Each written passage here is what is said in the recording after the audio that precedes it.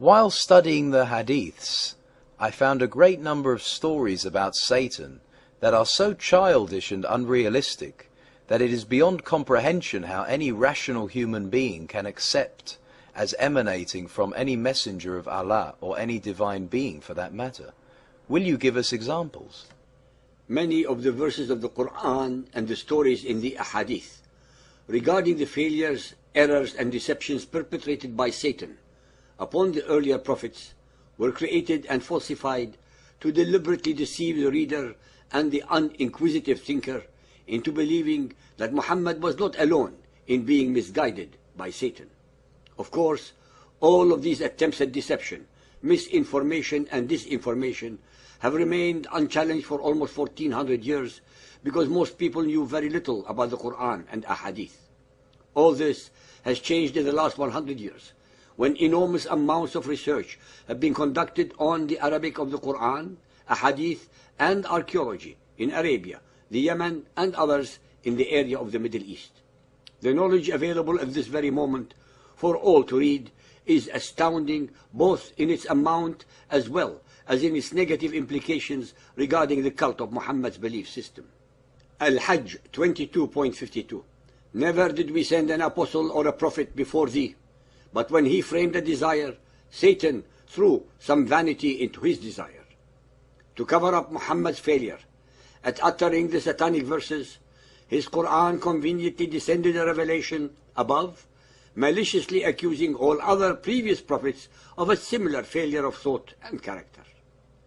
Any reader of the Bible will not find a single such event wherein a prophet was deceived by Satan. All previous prophets stand innocent of such a diabolical and immoral accusation put in the context of an alleged holy book, the Quran. Satan is never mentioned in the Torah as either an adversary to man or disobedient to God. Satan is a concept created by the human mind to blame it for its own failures, misdeeds, evil deeds, and all other theologically and morally unacceptable acts. Satan is nothing more than the mirror of man's own negative characteristics.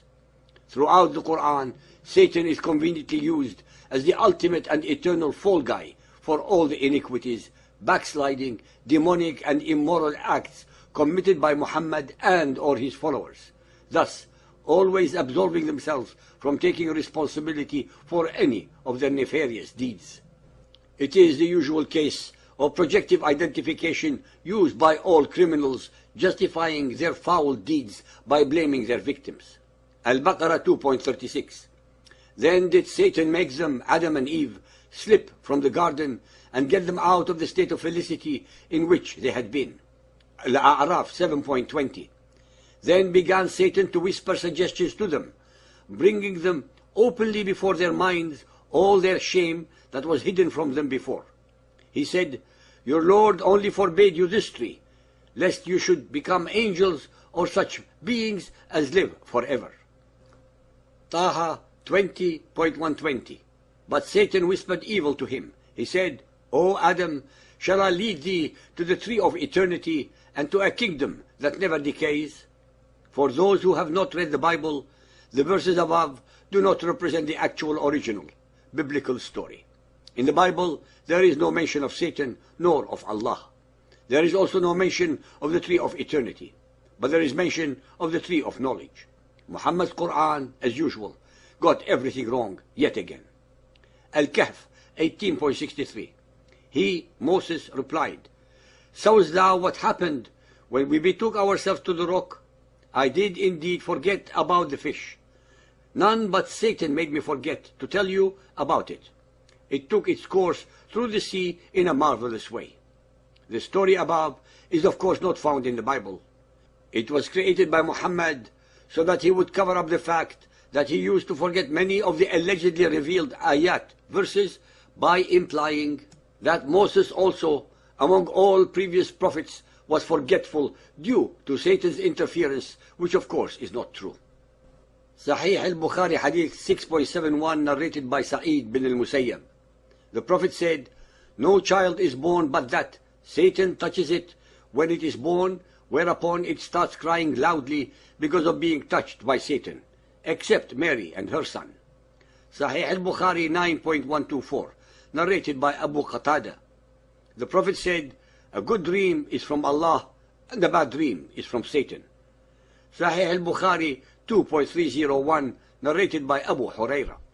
The Prophet once offered a prayer and said, Satan came in front of me and tried to interrupt my prayer, but Allah gave me an upper hand on him and I choked him. No doubt, I thought of tying him to one of the pillars of the mosque till you get up in the morning and see him. Why did not Muhammad keep Satan tied so that all of his people would see him in the morning and become instant believers? Had Muhammad done so, he would not have needed to slaughter any of them into submission to his will. It is of course obvious that he was lying and deceiving his followers with his phantom deeds. Sahih Muslim Hadith 5611, narrated by Abu Sa'id al-Khudri.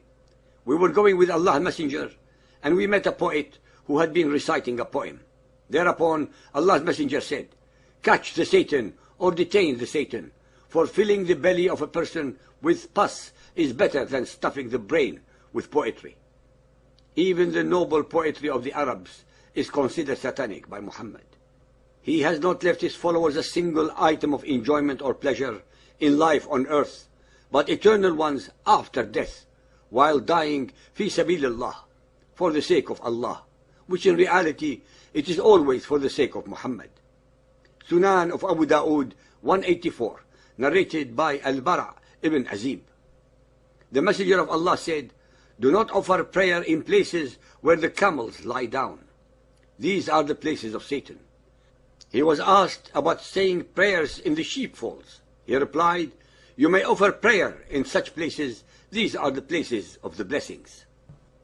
Al-Tirmidhi Hadith 999, narrated by grandfather of Adi ibn Thabit. Allah's Messenger said, sneezing, drowsing, yawning in prayer, also menstruation, vomiting, and nose bleeding are from the acts of Satan. Sahih Bukhari 4.522, narrated by Abu Huraira. The Prophet said, when you hear the crowing of cocks, ask for Allah's blessings, for their crowing indicates that they have seen an angel. And when you hear the braying of donkeys, seek refuge with Allah from Satan, for their braying indicates that they have seen a Satan. Sahih Bukhari 9.212, narrated by Salim's father. The Prophet stood up beside the pulpit and pointed with his finger towards the east and said, afflictions are there, from where the side of the head of Satan comes out, or said, the side of the sun. Sahih al-Bukhari 9.126, narrated by Abu Sa'id al-Khudri. The Prophet said, whoever sees me in a dream, then he indeed has seen the truth, as Satan cannot appear in my shape. Muhammad is forever humble. Sahih Muslim 5008, narrated by Abdullah ibn Umar. Allah's Messenger said, when any one of you intends to eat a meal, he should eat with his right hand. And when he intends to drink, he should drink with his right hand.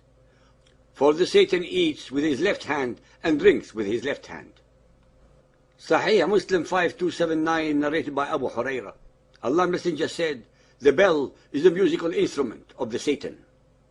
Sahih al-Bukhari 4.492, narrated by Abdullah. It was mentioned before the Prophet that there was a man who slept the night till morning after sunrise. The Prophet said, he is a man in whose ears Satan had urinated. Believers and unbelievers, these are only a very small sample of hundreds upon hundreds more of such incoherent, and utterly dim-witted sayings from the mouth of allegedly the greatest of all of Allah's prophets. I leave it to you, our listeners or readers, to make up your own minds.